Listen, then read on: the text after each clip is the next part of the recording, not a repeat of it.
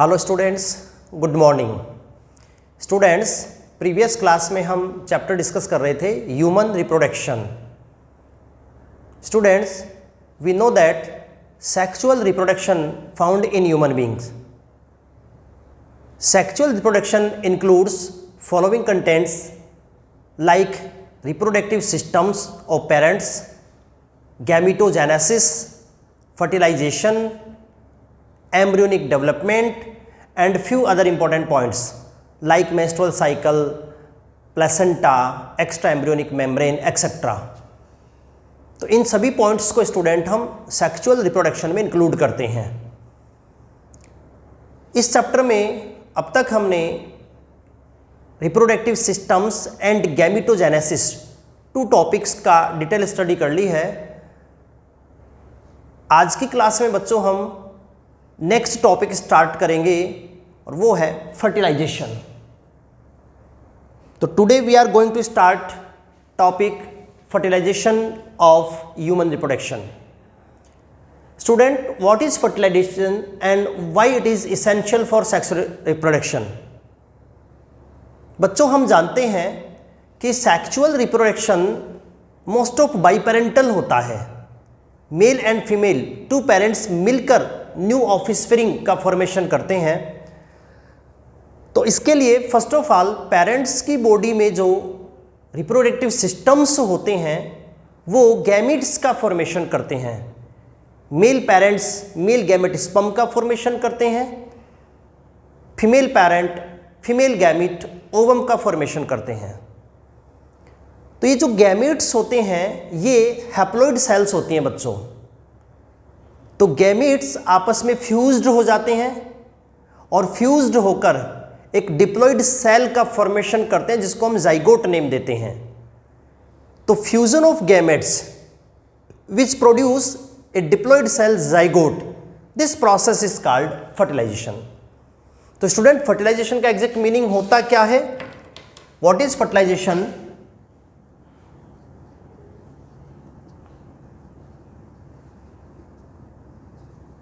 What is fertilization? Student, fertilization का meaning होता है the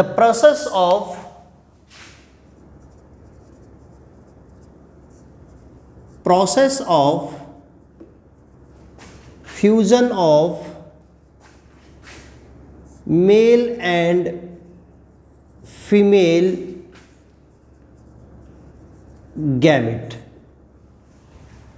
The process of fusion of male and female gamete is called fertilization, which produces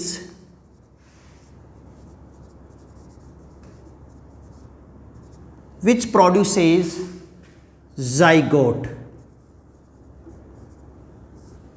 Zygote is a 2n diploid cell and first cell of developing embryo. ये zygote student developing embryo की first cell होती है, इसी से embryo का formation होगा। तो इस प्रकार से बच्चों मेल फीमेल गैमेट का फ्यूजन फर्टिलाइजेशन है। हम जानते हैं मेल गैमेट होता है स्पर्म। ह्यूमन बींग्स में sperm is a male gamete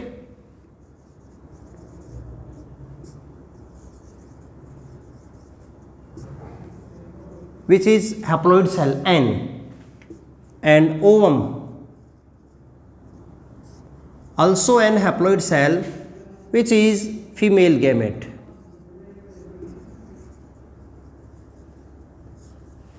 The fusion of male and female gamete process is called fertilization.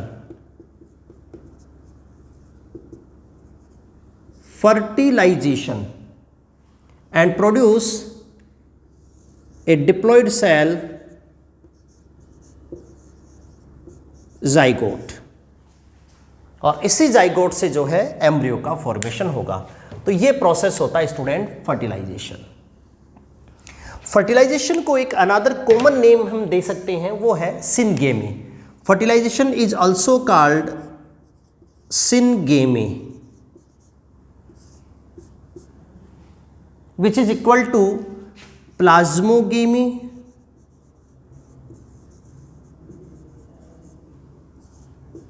and karyogamy.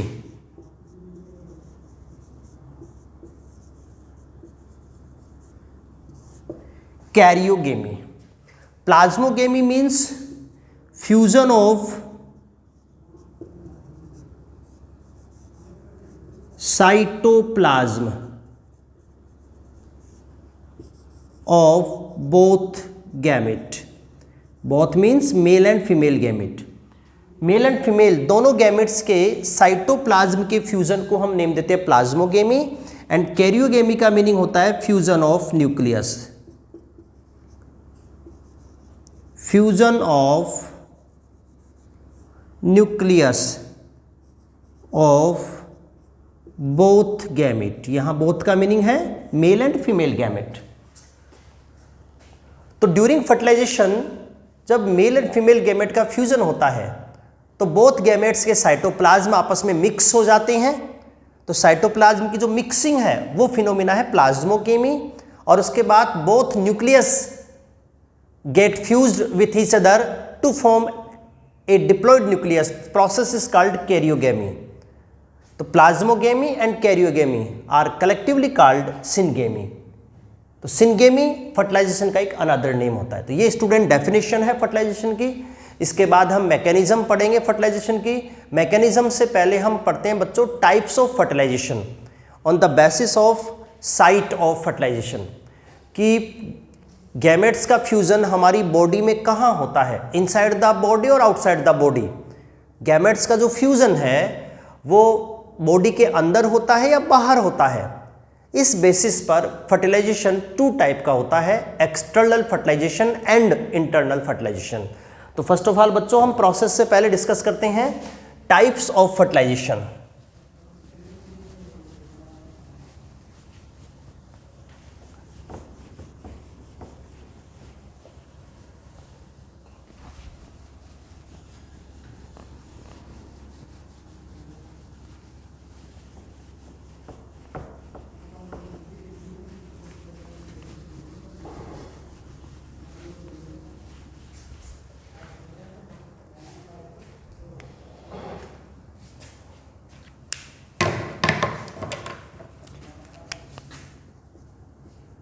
Types of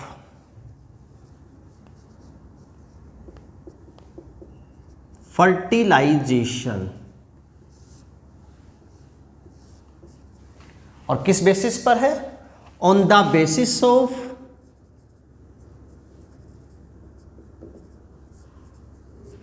site of fertilisation.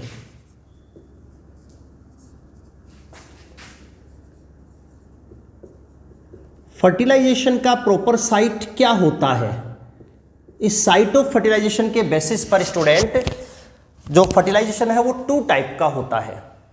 First is external fertilization,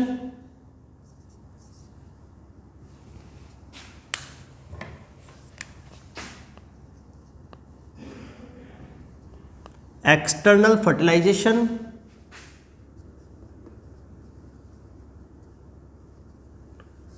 and second is internal fertilization.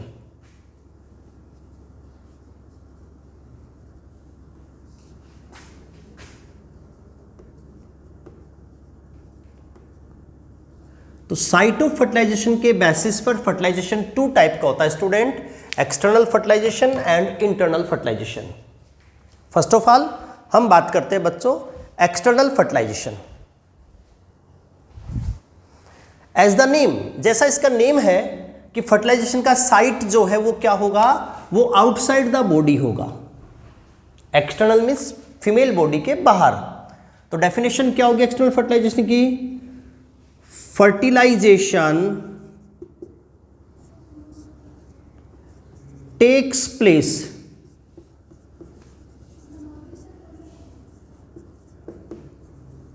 Outside the body of female। External means जो fertilization है वो female body के बाहर, outside the body of female होगा। तो ये student phenomena है external fertilization. Outside the body of female होगा तो कहाँ होगा, इसका प्रॉपर साइट क्या होगा, वो होगा बच्चों water. External fertilization mostly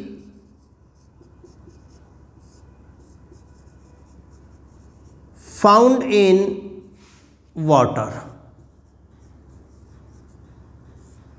external fertilization mostly बच्चों कहाँ पाया जाता है, फाउंड इन वाटर, ये वाटर में पाया जाता है। अब हम बात करते हैं एग्जाम्पल्स की कि कौन कौन से एनिमल्स इस अर्थ पर हैं जिनमें एक्सटर्नल फर्टिलाइजेशन जो है वो प्रेजेंट होता है। तो इस अर्थ पर मोस्ट ऑफ एनिमल्स में एक्सटर्नल ही होता है, जिसमें हम इंक्लूड करते हैं most of non chordates.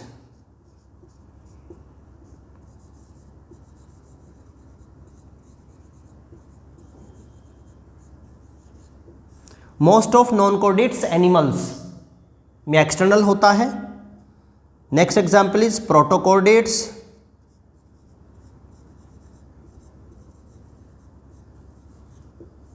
Protochordates.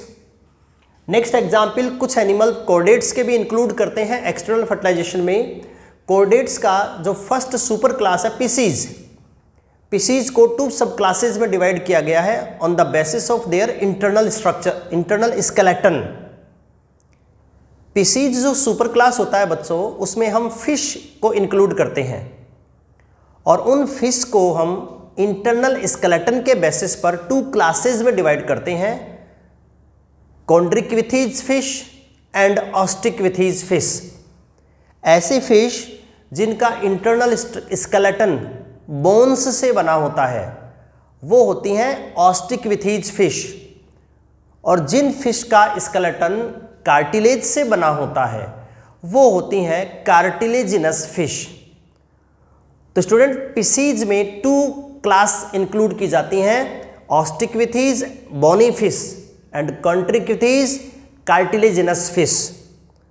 तो जो बोनी फिश होती हैं उनमें बच्चों एक्सटर्नल फर्टिलाइजेशन पाया जाता है। तो next example is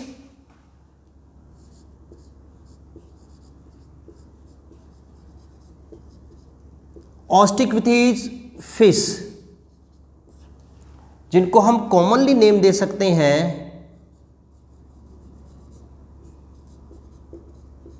bony fish. Next example is amphibians, member of class amphibia, member of class amphibia are called amphibians। और amphibians में भी एक्सटर्नल फर्टिलाइजेशन होता है जो आउटसाइड द बॉडी, और आउटसाइड द बॉडी कहाँ होगा, वाटर में। और next example is earthworm.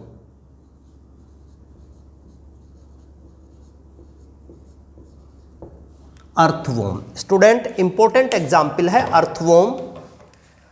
Earthworm phylum Annelida का मेंबर होता है।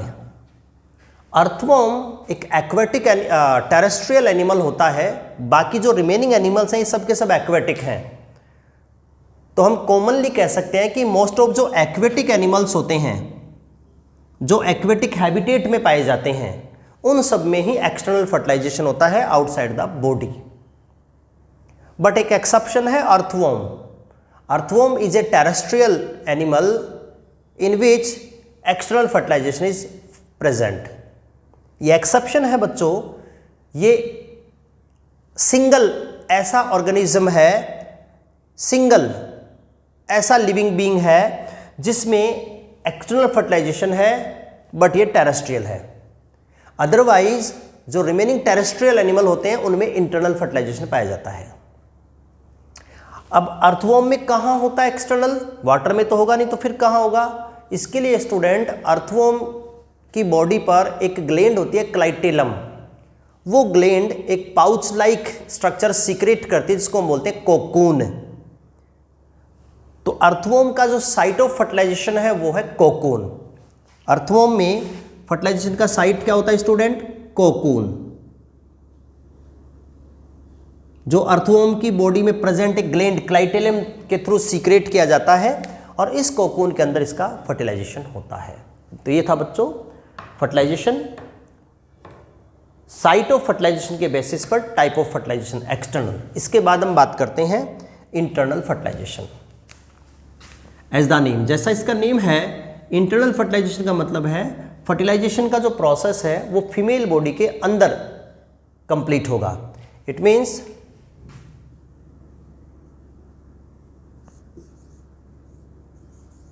Fertilisation occurs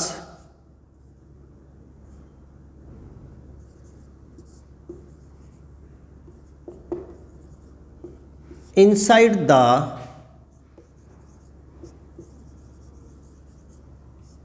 body of female. Fertilization occurs inside the body of female. Fertilization female body के अंदर कंप्लीट होगा। इस प्रोसेस को हम बोलेंगे इंटरनल फर्टिलाइजेशन। और inside the body of female कहाँ होता है? तो मेन जो साइट है इसका फर्टिलाइजेशन का प्रॉपर वो होगा फैलोपियन ट्यूब।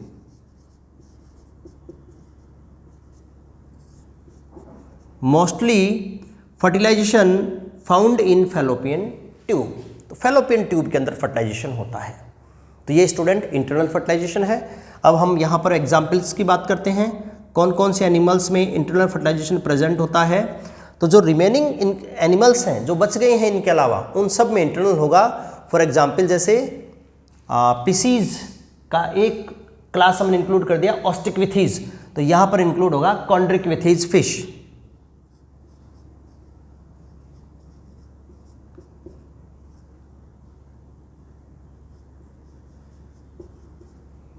कॉन्ड्रिकविथीज फिश, जिनको हम कॉमनली नेम देंगे कार्टिलेजिनस फिश।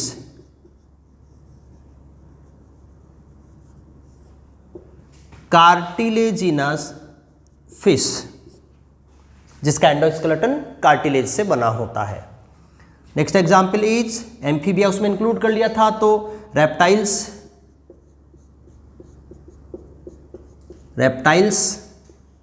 रेप्टाइल्स के बाद है student birds, Aves. Next example is mammals. इन सब में इंटरनल फर्टिलाइजेशन होता है। और एक एक्सेप्शन इंपॉर्टेंट एग्जाम्पल है जो इसमें इंक्लूड किया जाता है, वो है इंसेक्ट्स। नॉन कोऑर्डिनेट है स्टूडेंट, बट इसमें इंटरनल फर्टिलाइजेशन पाया जाता है। मोस्ट ऑफ नॉन कोऑर्डिनेट्स में तो एक्सटर्नल होता है, बट इंसेक्ट्स नॉन कोऑर्डिनेट है, बट एक्सेप्शनल इसमें इंटरनल फर्टिलाइजेशन पाया जाता है।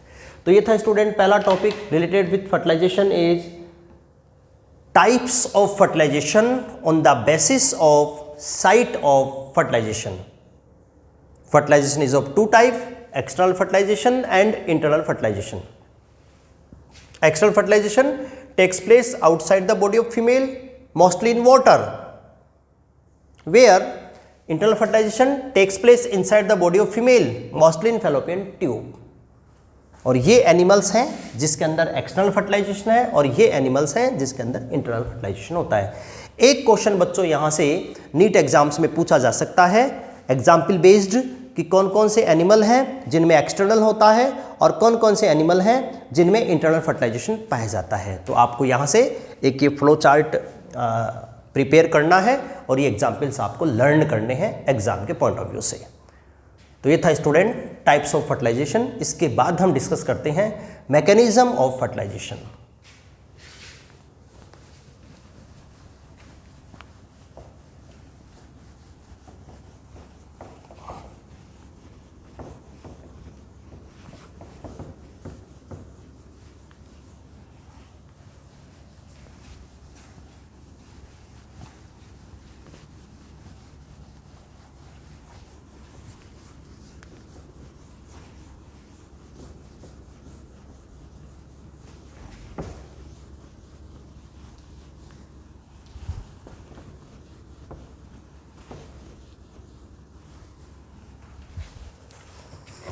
तो बच्चों नेक्स्ट टॉपिक है इस हेडिंग का, वो है mechanism of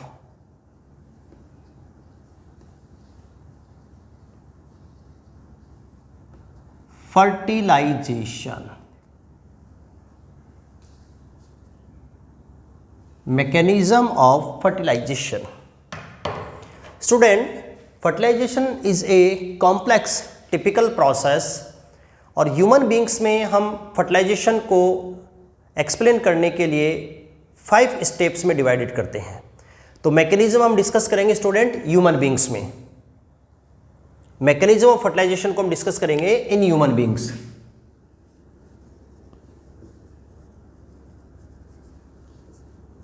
in human beings और हम ऑलरेडी डिस्कस कर चुके हैं स्टूडेंट कि ह्यूमन बींग्स में इंटरनल फर्टिलाइजेशन पाया जाता है।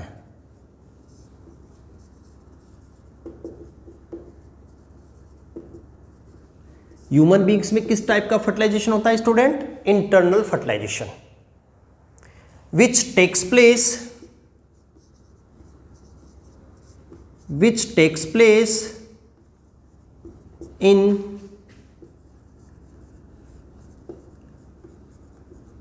ampullary region of fallopian tube.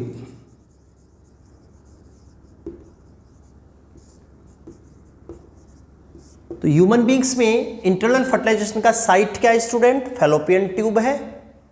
और फैलोपियन ट्यूब का भी कौन सा रीजन? Ampullary region.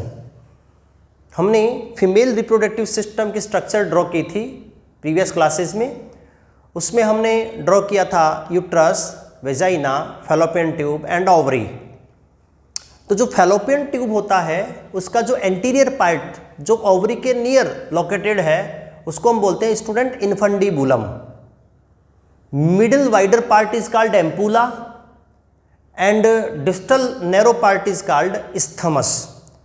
तो फैलोपियन ट्यूब का जो मिडल वाइडर पार्ट होता है उसको हम एम्पुलरी रीजन बोलते हैं स्टूडेंट, और उस एम्पुलरी रीजन के अंदर फर्टिलाइजेशन होता है ह्यूमन बींग्स में। इस पर्टिकुलर साइट पर ही फर्टिलाइजेशन होता है।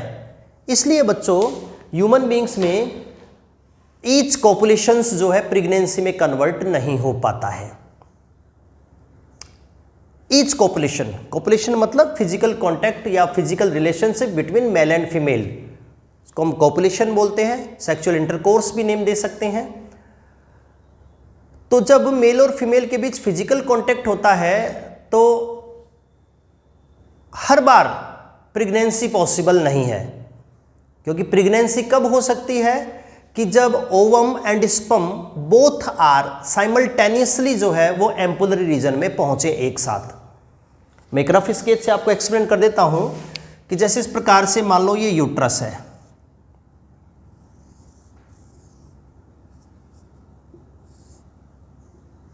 यूट्रस इस प्रकार से वेजाइना में ओपन होता है यूट्रस, और ये फैलोपियन ट्यूब।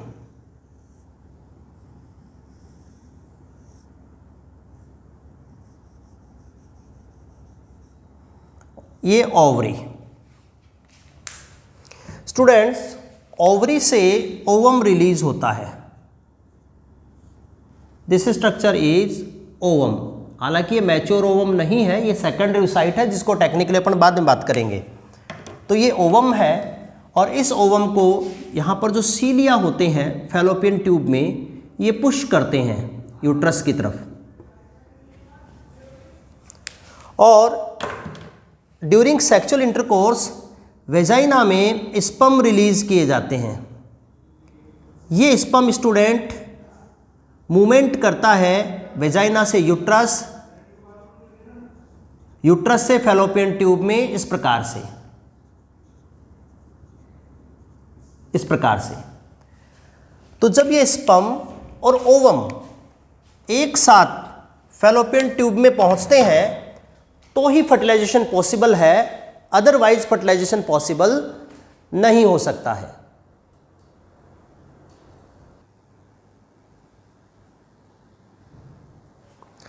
हाँ, तो स्टूडेंट हम बात कर रहे थे कि फर्टिलाइजेशन कब पॉसिबल होगा?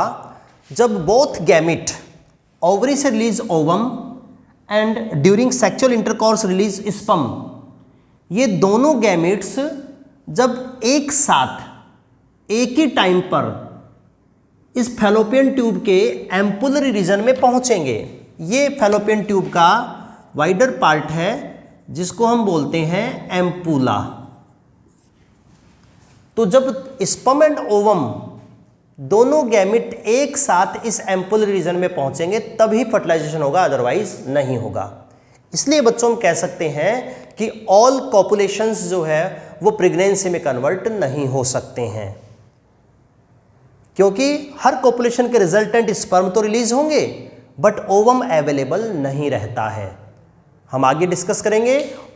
ओवम तो मेंस्ट्रुअल साइकिल के अप्रॉक्स 14th डे रिलीज होता है, तो ओवम का रिलीज होने का जो डे है वो लगभग फिक्स है। तो उसी समय अगर स्पर्म अवेलेबल हो जाएंगे तो फर्टिलाइजेशन होगा, अदरवाइज नहीं होगा। तो ये था बच्चों ह्यूमन बीइंग में फर्टिलाइजेशन, कि ह्यूमन बीइंग्स में इंटरनल फर्टिलाइजेशन पाया जाता है और फैलोपियन ट्यूब के एम्पुलरी रीजन में फर्टिलाइजेशन होता है।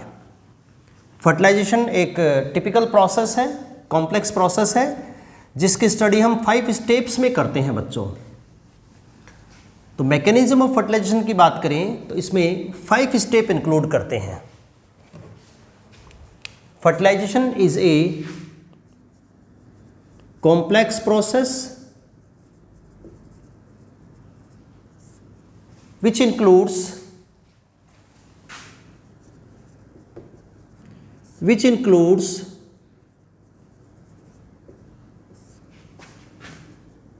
5 steps। कॉम्प्लेक्स प्रोसेस है जो 5 स्टेप में डिवाइड करके हम स्टडी करते हैं। The first step of fertilization is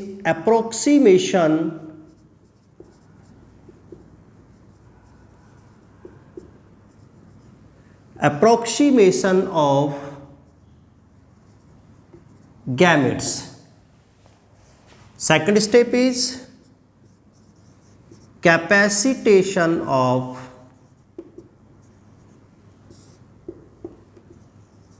sperm। Third step is penetration of egg। Fourth step is activation of ovum, and next step is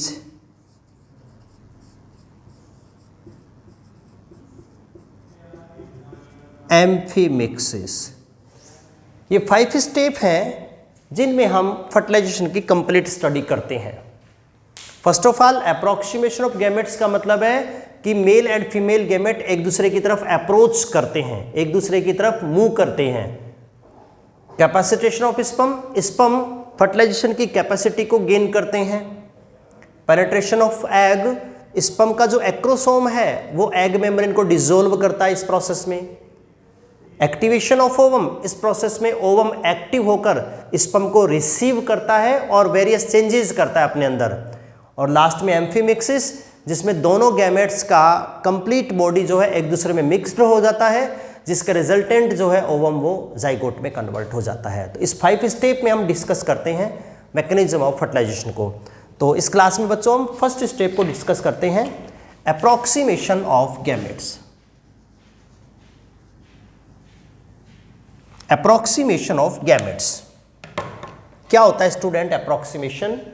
approximation का मतलब है मेल एंड फीमेल गैमेट का एक दूसरे की तरफ अप्रोच करना, मूवमेंट करना, वो अप्रोक्सीमेशन कहलाता है। और बच्चों जैसे जैसे अप्रोक्सीमेशन इंक्रीज होता है वैसे वैसे चांसेस ऑफ फर्टिलाइजेशन भी इंक्रीज होते जाते हैं। अब अप्रोक्सीमेशन को कैसे इंक्रीज किया जाए, इसके लिए कुछ एडेप्टेशंस होते हैं। अप्रोक्सीमेशन का मतलब है स्पर्म एंड ओवम का एक दूसरे के नज़दीक जाना। जैसे ये स्पर्म है और ये ओवम है, तो इन दोनों का एक दूसरे की तरफ मूव करना, एक दूसरे की तरफ अप्रोच करना, इस प्रोसेस को हम अप्रोक्सीमेशन बोलते हैं। और अप्रोक्सीमेशन इंक्रीज होने के साथ साथ जो फर्टिलाइजेशन के चांसेस हैं वो इंक्रीज हो जाते हैं।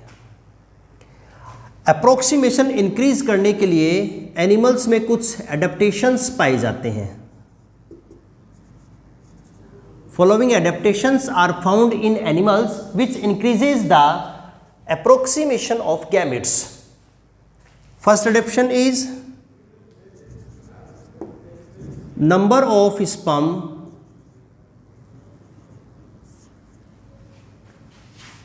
is very high।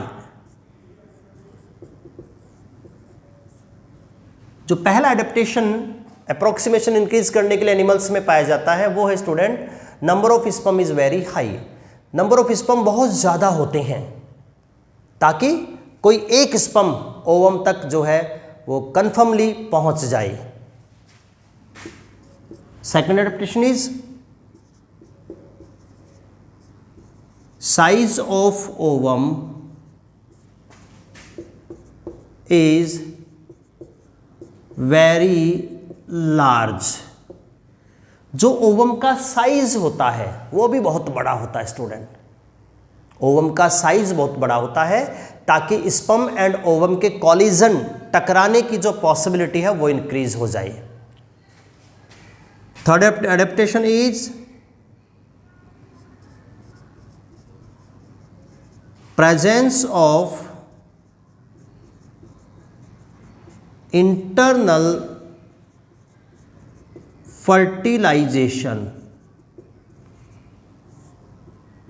Internal fertilization की प्रेजेंसी वो भी अप्रोक्सीमेशन ऑफ गैमेट्स को बढ़ा देती है, क्योंकि इंटरनल फर्टिलाइजेशन में ऑलवेज क्या होगा, स्पर्म रिलीज किए जाएंगे वेजाइना में, वेजाइना से एंटर कर जाते हैं यूट्रस में एंड यूट्रस से फैलोपियन ट्यूब की तरफ मूव कर जाते हैं। तो फर्टिलाइजेशन की जो पॉसिबिलिटी है वो इंक्रीज हो जाती है। और एक अनदर एडेप्टेशन हम और डिस्कस करते हैं स्टूडेंट, वो है presence of prostaglandin in semen. Presence of prostaglandin in semen. Semen के अंदर प्रोस्टाग्लैंडिन की प्रेजेंसी। प्रोस्टाग्लैंडिन क्या होता है स्टूडेंट? ये एक हार्मोन लाइक केमिकल सब्सटेंस है, स्टेरॉइड नेचर का हार्मोन लाइक केमिकल सब्सटेंस है जो सीमन के अंदर प्रेजेंट रहता है। स्टूडेंट, जैसे ही सीमन फीमेल बॉडी की वेजाइना एंड यूट्रस में एंटर करता है तो ये chemical component female genital tract में कॉन्ट्रैक्शंस को स्टिमुलेट कर देता है और उस कॉन्ट्रैक्शंस के रिजल्टेंट जो है स्पर्म इजीली यूट्रस में एंटर कर जाते हैं। तो ये इंटरनल फर्टिलाइजेशन को इंक्रीज करने के लिए, फर्टिलाइजेशन के अप्रोक्सीमेशन को इंक्रीज करने में हेल्प करता है प्रोस्टाग्लैंडिन। तो स्टूडेंट, हम बात कर रहे हैं मैकेनिज्म ऑफ फर्टिलाइजेशन की, और मैकेनिज्म ऑफ फर्टिलाइजेशन को हम 5 स्टेप्स में डिवाइड करके स्टडी करते हैं। The first step is approximation of gametes. इस स्टेप में हम डिस्कस करते हैं कि बोथ गैमेट्स एक दूसरे की तरफ अप्रोच करते हैं, मेल एंड फीमेल गैमेट एक दूसरे की तरफ मूव करके जाते हैं, तो वो अप्रोक्सीमेशन है। जैसे जैसे अप्रोक्सीमेशन इंक्रीज होता है वैसे वैसे चांसेज ऑफ फर्टिलाइजेशन भी इंक्रीज हो जाते हैं, और अप्रोक्सीमेशन इंक्रीज करने के लिए कुछ एडेप्टेशंस जो है एनिमल्स में पाए जाते हैं। इसके बाद बच्चों इस स्टेप में एक अगला इंपॉर्टेंट पॉइंट डिस्कस करते हैं, बहुत इंपॉर्टेंट है, एनसीईआरटी में तो गिवन नहीं है बट फिर भी इंपॉर्टेंट है, वहाँ से क्वेश्चंस बन सकता है एग्जाम में। और पॉइंट है स्टूडेंट कि fertilization is A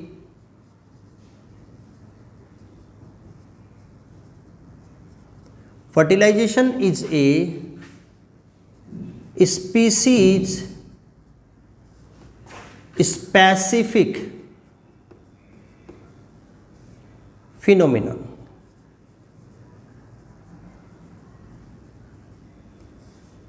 important point है student, fertilization is a species specific phenomena। It means fertilization always takes place between gametes of same species. इसका मतलब है बच्चों कि फर्टिलाइजेशन ऑलवेज एक स्पीसीज के ओवम एंड स्पर्म के बीच हो सकता है, ना कि अनदर स्पीसीज के बीच। इट मीन्स एक पर्टिकुलर स्पीसीज का स्पर्म सेम स्पीसीज के ओवम को फर्टिलाइज कर सकता है, किसी अदर स्पीसीज के ओवम को नहीं। इस फिनोमिना को हम बोलते हैं स्पीसीज स्पेसिफिक फिनोमिना। अब ये जो स्पीसीज स्पेसिफिक कैरेक्टरिस्टिक्स है फर्टिलाइजेशन का, ये कहाँ से गेन होता है इसको? तो स्टूडेंट इसके लिए रेस्पॉन्सिबल होते हैं 2 स्पेशल केमिकल प्रोटीन जो गैमीट्स की सरफेस पर प्रेजेंट रहती हैं। उसमें एक केमिकल प्रोटीन है student fertilizin. This phenomena provided by fertilizin and anti-fertilization. This species specific phenomena is provided by the fertilization and anti-fertilization. What is fertilization and anti-fertilization? Student, fertilization is a glycoprotein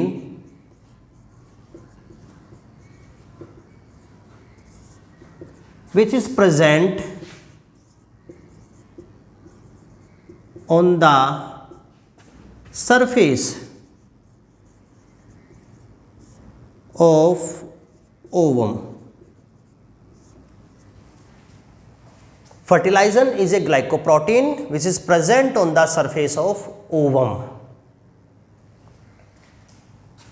Now anti-fertilization, it is a acid protein and present on the surface of sperm. यहाँ पर 2 special chemical का मैंने name लिखा है, fertilizin, second is anti fertilizin. Fertilizin is a glycoprotein present on the surface of ovum, while anti-fertilization is a acid protein present on the surface of sperm.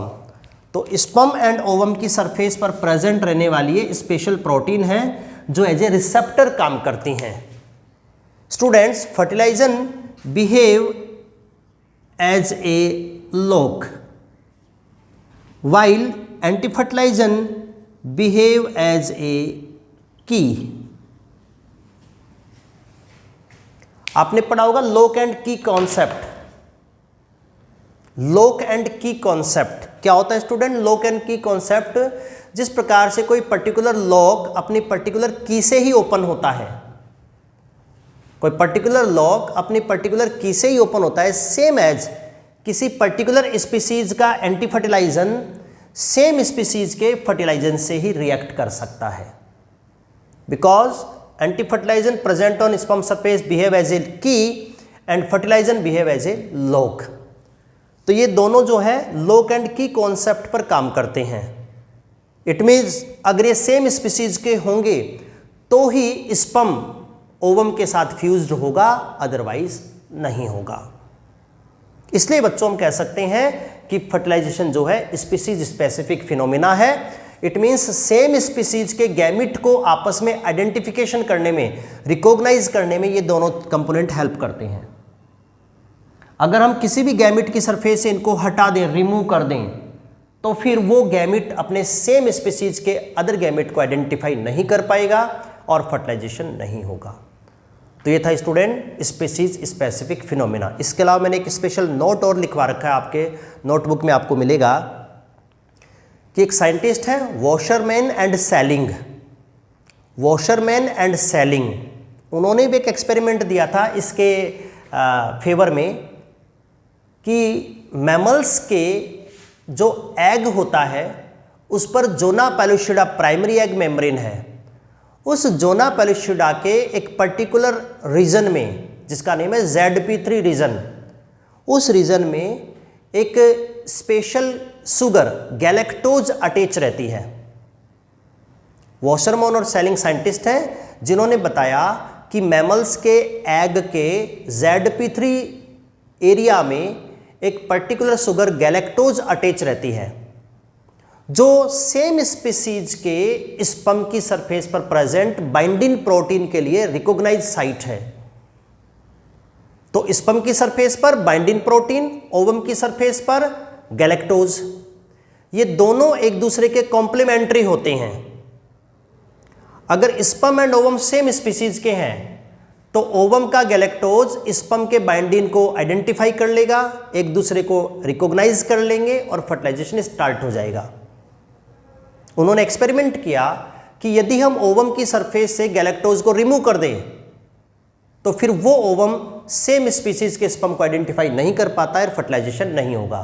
तो जैसा कि fertilizin anti fertilizin होता है, same चीज washerman and selling ने इसके जगह galactose term use में ली और इसकी जगह बाइंडिंग प्रोटीन टर्म यूज में ली। तो ये था स्टूडेंट फर्टिलाइजेशन का special characteristics, species specific phenomena. तो हम बात कर रहे हैं स्टूडेंट प्रोसेस ऑफ फर्टिलाइजेशन, जिसको 5 स्टेप्स में डिवाइड करके स्टडी करते हैं, और इसमें से स्टूडेंट हमने एक स्टेप डिटेल से पढ़ ली है, अप्रॉक्सीमेशन ऑफ गैमेट्स। इसके बाद जो रिमेनिंग स्टेप्स हैं फर्टिलाइजेशन की, वो हम नेक्स्ट क्लास में डिस्कस करेंगे। थैंक यू बच्चों।